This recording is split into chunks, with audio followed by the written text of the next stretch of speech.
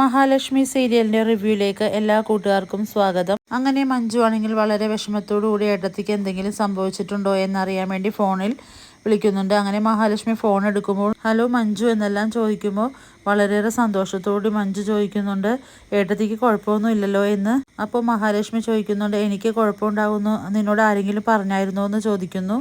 മഞ്ജു ഒരു പരിഭ്രമത്തോടെ പറയുന്നുണ്ട്, ഇല്ല ഏട്ടത്തി, അങ്ങനെയൊന്നുമില്ല.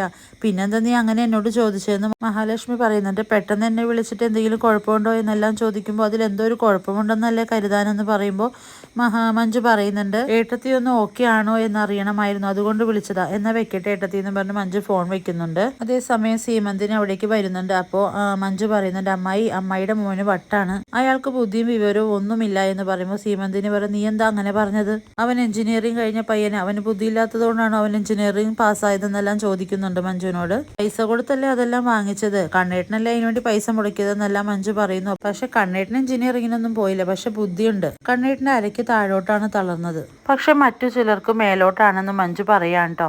അതേസമയം സീമന്തിന് മനസ്സിൽ വിചാരിക്കുന്നുണ്ട്, മഹാലക്ഷ്മി മരിച്ചാൽ ഇവളെ കൊണ്ട് വേണം നേട്ടങ്ങൾ ഉണ്ടാക്കാൻ, അതുകൊണ്ട് തൽക്കാലം ഒന്നും പറയണ്ട. സീമന്തിന് സ്നേഹത്തോടുകൂടി മഞ്ജുവിന്റെ അടുത്തേക്ക് വന്നിട്ട് പറയുന്നുണ്ട്, നീ എന്തിനാ മഞ്ജു ഏത് നേരം മേഘനെ ഇങ്ങനെ കുറ്റപ്പെടുത്തുന്നത്? അവന് നീയെന്ന് വെച്ച ജീവനാ, ഞാൻ നിന്നെ കുറ്റപ്പെടുത്തുമ്പോൾ പോലും അവൻ നിനക്കൊപ്പമാ നിൽക്കുന്നതെന്നെല്ലാം സീമന്തിന് പറയുമ്പോൾ മഞ്ജു പറയുന്നുണ്ട്, അതൊക്കെ അയാളുടെ ഒരു തന്ത്രമാണ്, കണ്ണേട്ടന്റെ സ്വത്തിലും പണത്തിലുമാണ് ഉന്നം, എന്നെങ്കിലും കണ്ണേട്ടൻ അത് എനിക്ക് തരുമെന്നറിയാം, അതുകൊണ്ടാണ് എന്നോട് ഇത്ര സ്നേഹം കാണിക്കുന്നതെന്നെല്ലാം സീമന്തിനോട് പറയുന്നുണ്ട്. പിന്നീട് മേഘനാഥനും പ്രതാപനും കൂടെ ഹോസ്പിറ്റലിലേക്ക് പോകുന്നുണ്ട്. എന്തായാലും നമുക്ക് സാധിക്കാത്ത കാര്യമാണ് ഉണ്ണിയും അതുപോലെ അച്ഛനും കൂടെ നടത്തിയിരിക്കുന്നത്. എന്തായാലും ഉണ്ണിയുടെ മുന്നിൽ വെച്ചിട്ടായിരിക്കുമല്ലോ ആ തട്ട് പൊളിഞ്ഞ് അവള് താഴേക്ക് നിലം പതിച്ചത്, അതുകൊണ്ട് തന്നെ സംശയിക്കാനൊന്നുമില്ല. അവൻ കൊണ്ടുപോകുന്നതിനിടയിലാണ് എന്നെ വിളിച്ചത്. ഇത് കേൾക്കുന്ന പ്രതാപം പറയുന്നുണ്ട്, അവളൊന്ന് പോയി കഴിഞ്ഞാലേ അവളെക്കുറിച്ച് ദുഃഖിക്കുന്ന കുറച്ച് പേരെ മുഖത്ത് നോക്കി എനിക്ക് ചിരിക്കാനുണ്ടെന്നെല്ലാം പ്രതാപം പറയുന്നു. എൻ്റെ വീട്ടിലുണ്ട് ഒരുത്തി, അവളുടെ അമ്മ. മോള് പ്രതകളി കളിച്ചപ്പോൾ എല്ലാം അറിഞ്ഞുകൊണ്ട് തന്നെ അവൾ ആ മന്ത്രവാദം നടക്കുന്നവരെ ചിരിച്ച് മരിക്കുകയായിരുന്നു. ആ ചിരി ഇന്നത്തോടുകൂടി ഒന്ന് മായണം, അതുപോലെ ചിരിച്ച കുറേ പേരുണ്ട്, അവരെല്ലാം മനസ്സുരുകി ഒന്ന് കരയണം എന്നെല്ലാം പ്രതാപം പറയാൻ കേട്ടോ. മേഘനാഥൻ പറയുന്നുണ്ട്, എന്തായാലും അത്രയും വലിയൊരു കെട്ടിടത്തിന്റെ മുകളിൽ നിന്ന് വീണത് കാരണം ഇന്നോ നാളോ ആയിട്ട് അവൾ എന്തായാലും മരിക്കും, അതിലൊരു സംശയമില്ല എന്നും, അഥവാ മരിച്ചില്ലെങ്കിൽ തന്നെ അവളോട് ജീവക്ഷമമായിട്ട് കിടക്കേണ്ടി വരുമെന്നെല്ലാം പറയുമ്പോൾ പ്രതാപം പറയുന്നുണ്ട്, എന്തായാലും ഭാര്യയും ഭർത്താവും വീൽ ചെയറിൽ നിരങ്ങുന്നത് കാണാൻ ഒരു രസം തന്നെയല്ലേ എന്ന്. എന്തായാലും ദൈവം നമ്മൾക്ക് ഓരോരോ കാഴ്ചകൾ ഒരുക്കി തരികയാണെന്നെല്ലാം മേഘനോട് പറഞ്ഞ് പൊട്ടിച്ചിരിക്കുകയാണ് കേട്ടോ ഇരുവരും.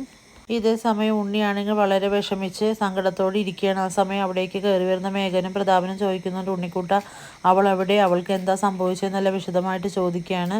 ICUവിലാണ്, നട്ടലിനാണ് ക്ഷതം സംഭവിച്ചിരിക്കുന്നത്. അങ്ങനെ ഡോക്ടർ പറഞ്ഞ എല്ലാ കാര്യങ്ങളും വിശദമായി തന്നെ ഇരുവരോടും ഉണ്ണി പറയുന്നുണ്ട്. അതേസമയം വാമനാണ് ഈ അപകടം സംഭവിച്ചതെന്നുള്ള കാര്യം ഉണ്ണി അവരോടായിട്ട് പറയുന്നില്ല. ഉണ്ണിയാണെങ്കിൽ ഇതെല്ലാം ഇവരോട് എങ്ങനെ പറയുമെന്ന് ആലോചിച്ച് ആകെ വിഷമത്തിൽ നിൽക്കുകയാണ്. ആ സമയം മേഘനാഥൻ പറയുന്നുണ്ട്, എന്തായാലും ഞാനും അങ്കിളും പോയി ആ മഹാലക്ഷ്മി ഒന്ന് ICUവിൽ പോയി കണ്ടിട്ട് വരാമെന്ന് പറഞ്ഞ് അകത്തേക്ക് കടന്നു പോവാണ്.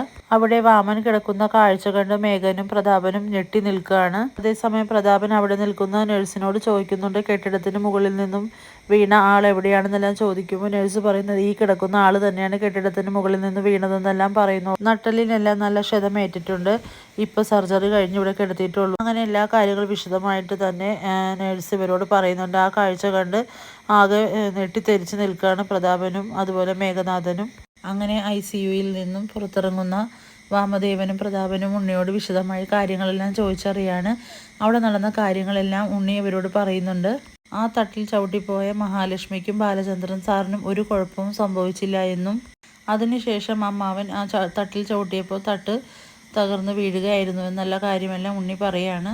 പ്രതാപം പറയുന്നുണ്ട്, മാമേട്ടൻ്റെ ആ കിടപ്പ് എനിക്ക് സഹിക്കാൻ പറ്റുന്ന കാഴ്ചയല്ല എന്ന് പറയുന്നു. അവളെ കൊല്ലാൻ നോക്കിയിട്ട് ഇതുപോലൊരു തിരിച്ചടി ആദ്യമായിട്ടാണ് നമ്മൾക്ക് കിട്ടുന്നതെന്ന് മേഘനും പറയുന്നുണ്ട്. ഇനി വരാനുള്ള എപ്പിസോഡ് വളരെ ത്രില്ലിംഗ് ആയ എപ്പിസോഡാണ്, നമുക്ക് കാത്തിരുന്ന് കാണാം. വീഡിയോസ് എല്ലാം ഇഷ്ടമാവുകയാണെങ്കിൽ ലൈക്ക് ചെയ്യുക, സബ്സ്ക്രൈബ് ചെയ്യുക.